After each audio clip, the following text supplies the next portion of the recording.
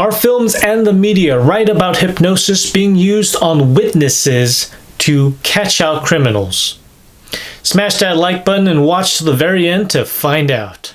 Hello all of you beautiful people out there and my loyal minions, it's your Hypnogod, the Mastermind, Fred Lee here, and we're going to be digging into this juicy article about hypnosis and law enforcement, specifically in Texas. Now, hypnosis has always been the subject of controversy ever since the father of hypnotism, Anton Mesmer, brought his findings to the scientific community at the time, which also included Benjamin Franklin, by the way.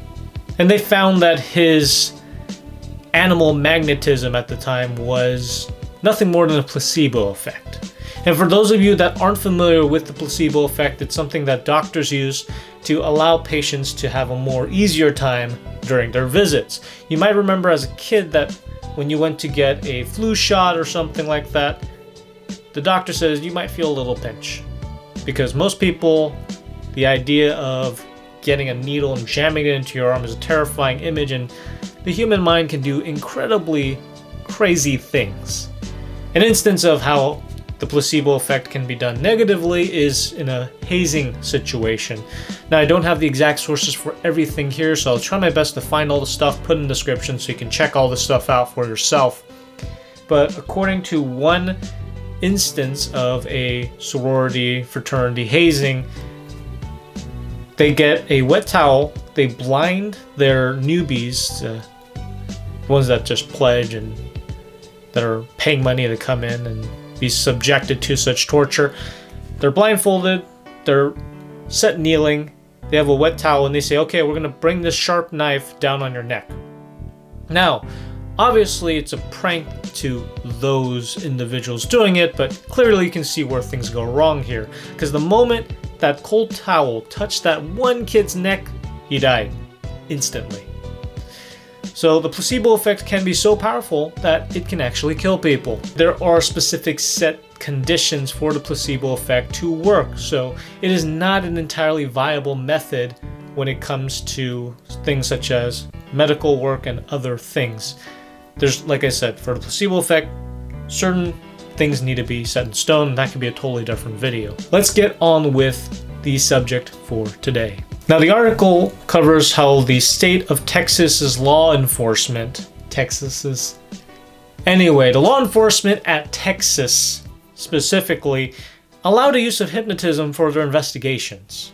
And that has been an issue for most people, specifically because of the results and how it typically plays out. Though the concept of hypnosis being used on a witness to draw out information is something that's been played around with for many years, mostly on media and in some cases actual live investigations.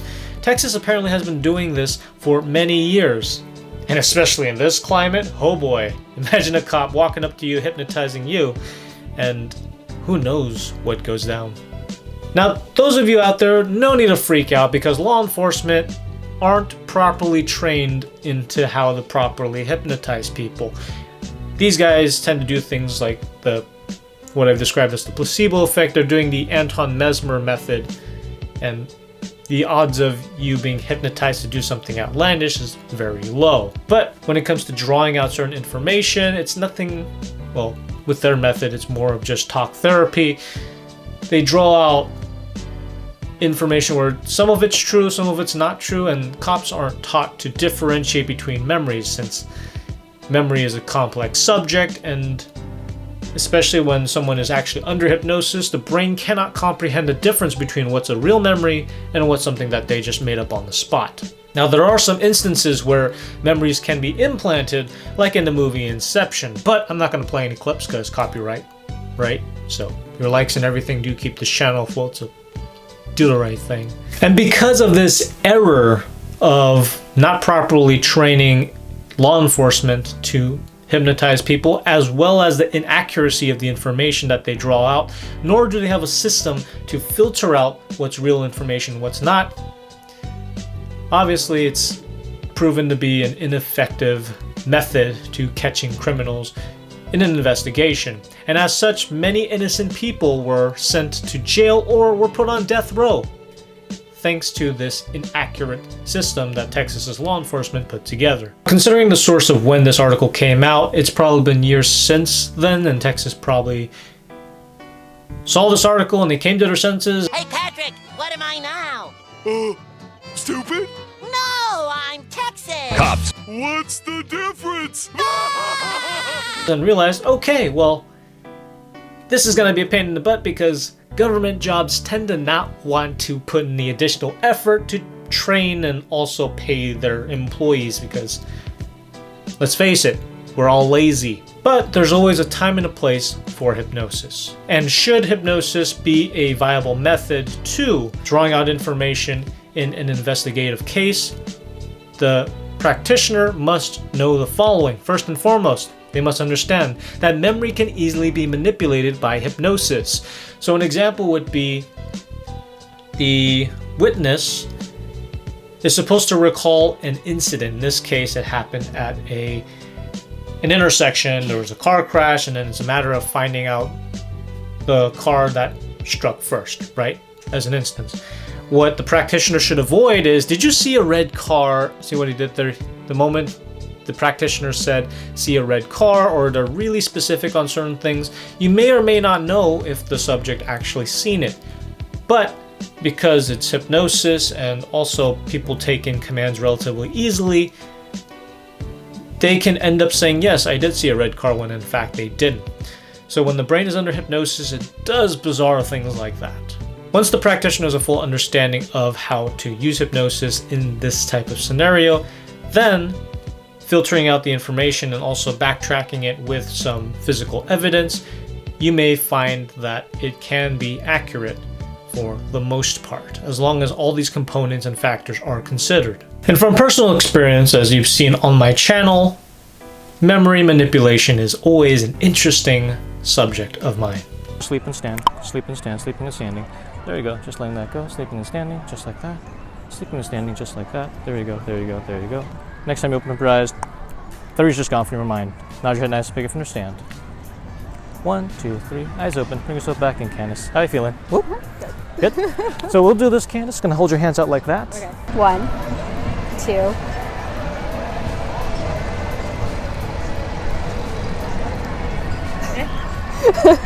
What about this one? 4, 5, 6, 7, 8, 9, 10. Okay, how about starting from here? 1, 2.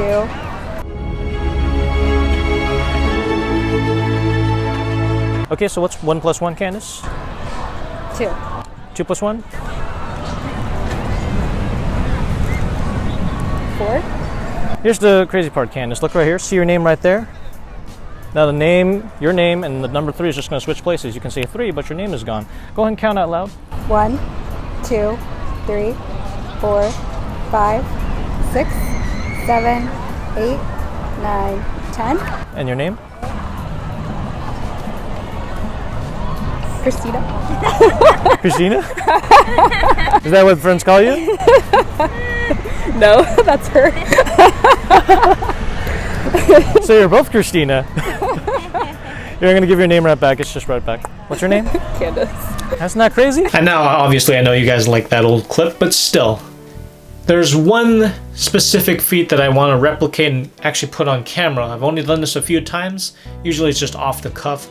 But you hypnotize a subject to see the back. All they see is the back of a playing card. They have no idea what the identity is. It's not a trick deck. They're not in on it. You hypnotize a subject. They stare at the back of a playing card, and you hypnotize them into seeing that card as a photo of a dog. You shuffle it in the deck. They look through it and they just pick it out like it's no one's business. Obviously, before you put the card back in the deck, everybody else memorizes the face. It's pretty interesting how the brain does that, especially if it's not a trick deck, if it's brand new, all those little nuances.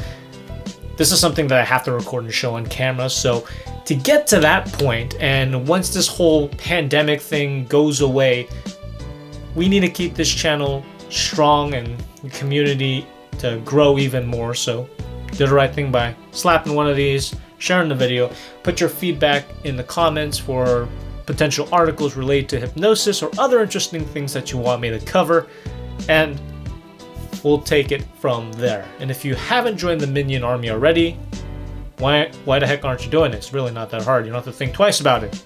Subscribe, ring the bell icon. End of that. And you get to see some awesome, cool stuff. And I have a lot of things in the works, so your support during this time really matters. And once things lift up, everyone can go back to their normal lives. You get all of those spicy senoritas. If you get the reference going, if you get it, we're gonna do whatever we can to keep this channel afloat, and eventually you'll get all the good stuff. Thank you guys so much for watching, and I always am looking forward to your comments, your feedback, and all that good stuff. And I'll see you in the next one.